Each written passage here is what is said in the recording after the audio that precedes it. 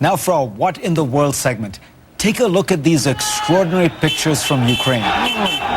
Protesters in Kiev knocking down a giant statue of the Russian revolutionary leader Vladimir Lenin.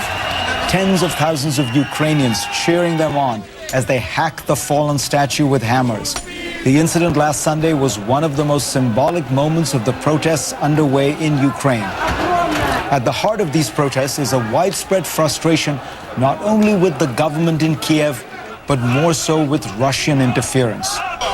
To some, the moment recalled another defining moment from 1989. That was the year communism fell across Eastern Europe, leading to the end of the Soviet Union and, of course, to Ukraine's independence. But I think you need to go much further back in history to understand what's really going on in Ukraine. First, here's what sparked the crisis.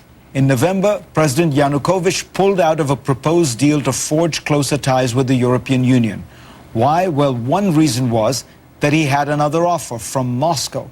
Russia wants Ukraine to join its Eurasian Customs Union, which already includes Belarus and Kazakhstan.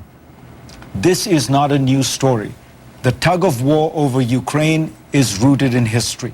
In his book, The Clash of Civilizations, the political scientist Samuel Huntington pointed out that the divide between Western and Eastern Christianity runs right through the heart of Ukraine.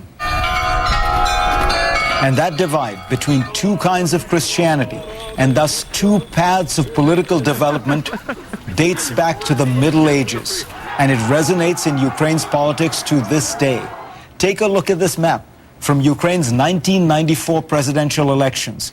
Shaded in gray on the left are the provinces that voted for the incumbent Leonid Kravchuk. On the right was the pro-Russian Leonid Kuchma. Both took 13 provinces each, an even split, reflecting Ukraine's deep historical, cultural divide. While Ukraine might have mixed feelings about its destiny, power politics has pushed it in one direction. Huntington notes that in 1654, this was the defining moment, the Cossacks pledged allegiance to Russia in return for help fighting off Polish rule. From then on, until independence in 1991, Ukraine was controlled by Moscow. The question is, will this domination continue into the 21st century? It shouldn't. Much has changed since 1654. The forces of democracy, globalization, trade, and technology give Ukraine much greater freedom of action. And it shouldn't be one person's decision to align with Russia or Europe. That's the anger that you see on the streets of Kiev.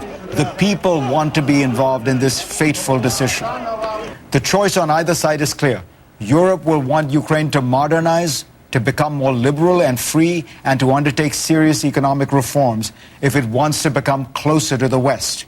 That choice is difficult in the short term, but has long-term payoffs. The alternative is rather different. Under Vladimir Putin, Russia essentially wants to maintain a sphere of influence, which would enhance Russian power. Putin will use a mixture of threats, bribes, and his own media resources to reach this goal. I was struck by one moment last week on Russian TV. A Russian journalist was narrating a revisionist account of what he was seeing in Kiev. Then suddenly, a Ukrainian journalist pops into the picture and awards him what looks like an Oscar. It was for good acting, I suppose.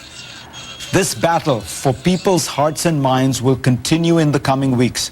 But the real decision point comes in 2015, when Ukraine next goes to vote. Perhaps one day, 2015 will be seen as a turning point, like 1654. Up next, why no